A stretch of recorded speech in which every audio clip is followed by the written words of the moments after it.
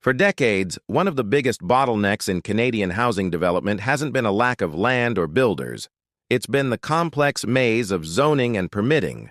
Developers, homeowners, and planners alike have long complained that it can take months or even years to get approval for a single project.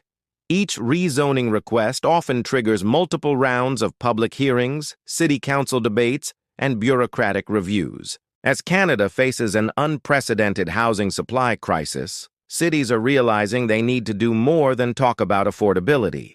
They need to fix the system's slowing construction down. And that's exactly what's happening in Calgary and Edmonton, two cities leading a quiet revolution in zoning reform. Calgary's bold move, blanket. Rezoning for more homes. In 2024, Calgary made national headlines by voting in favor of blanket rezoning, a move that allows rowhouses, duplexes, and secondary suites in almost every neighborhood that was once zoned exclusively for single detached homes. It was a controversial decision. Some longtime homeowners worried it would change the character of established communities. But housing advocates and city planners argued it was a necessary step to unlock more housing capacity without expanding the city's urban footprint. The goal is simple. Make it easier to build more homes on existing lots, eliminate the need for costly and time-consuming rezoning hearings, support gentle density, the missing middle housing that falls between condos and detached houses. Calgary's mayor, Jyoti Gondek, called it a generational change, one that aligns with the federal government's Housing Accelerator Fund, which rewards cities that remove barriers to new housing. The result? Developers and small builders can now skip a major layer of bureaucracy. Instead of waiting 6 months or more for a zoning approval, projects that meet updated design and code requirements can move straight to permitting. It's early days, but the city has already seen a surge in applications for multi-unit homes and infill projects. Edmonton's quiet but steady leadership. While Calgary's decision grabbed headlines, Edmonton has been quietly modernizing its planning system for years and arguably paved the way for other cities to follow. Back in 2020, Edmonton became the first major Canadian city to abolish parking minimums for new developments. That means builders no longer have to include a set number of parking stalls, which can add tens of thousands of dollars to the cost of each unit. The city also streamlined its zoning bylaw, consolidating and simplifying decades of overlapping rules.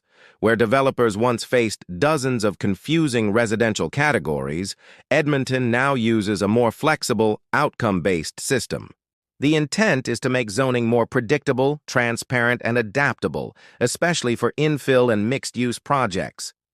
The impact has been tangible. Smaller builders and nonprofit housing organizations can bring projects to market faster. Developers are saving time and costs by avoiding lengthy rezoning battles. The city is seeing more innovative housing types, from laneway homes to small apartment buildings, emerge in previously restrictive neighborhoods. In other words, Edmonton made zoning a tool for growth, not a gatekeeper against it. The bigger picture, from policy to practice. So why does this matter? Because Canada's housing crisis isn't just about demand, it's about permission. Even when land is available and funding exists, outdated zoning laws often prevent new housing from being built efficiently. A single rezoning process can take 12 to 24 months and involve costly redesigns, lawyer fees, and community consultations, all of which drive up the final price of homes. Cities like Calgary and Edmonton are realizing that the old way of doing things simply doesn't work in 2025. If Canada wants to meet its national housing targets, 3.5 million new homes by 2030, municipal systems must be fast, transparent, and adaptable.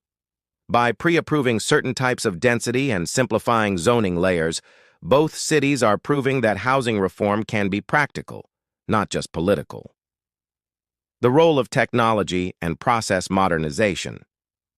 Beyond policy, there's a digital revolution happening too. Both Calgary and Edmonton are investing in online permitting systems where developers can track applications, upload plans, and receive feedback digitally, cutting down weeks of paperwork and office visits. Machine learning tools are even being tested to flag incomplete applications and predict review times, improving transparency for builders and city staff alike.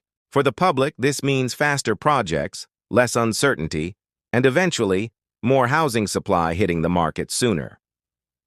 What other cities can learn? Canada's largest markets, Toronto, Vancouver, Ottawa, are watching closely.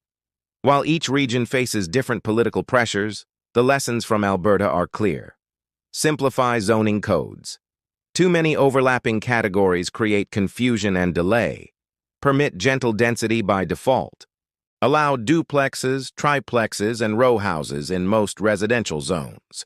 Digitize the permitting process. Cut red tape through automation and online approvals. Engage communities early, not endlessly. Transparency and clear guidelines can replace years of public hearing fatigue. Reward innovation. Encourage modular, infill, and sustainable construction methods that deliver homes faster. As federal and provincial governments tie funding to zoning reforms, cities that move fastest, like Calgary and Edmonton, are better positioned to attract investment and solve housing shortages sooner.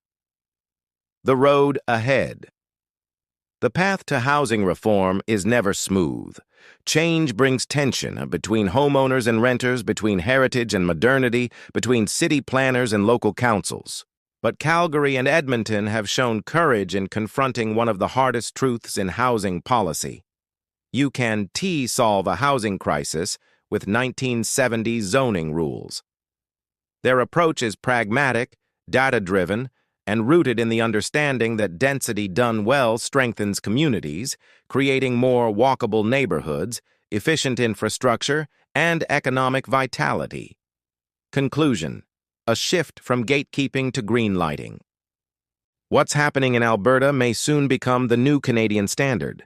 Cities can no longer afford to make housing approval a years-long obstacle course. By streamlining zoning, digitizing approvals, and embracing gentle density, Calgary and Edmonton are proving that bureaucracy doesn't have to block progress. It can enable it.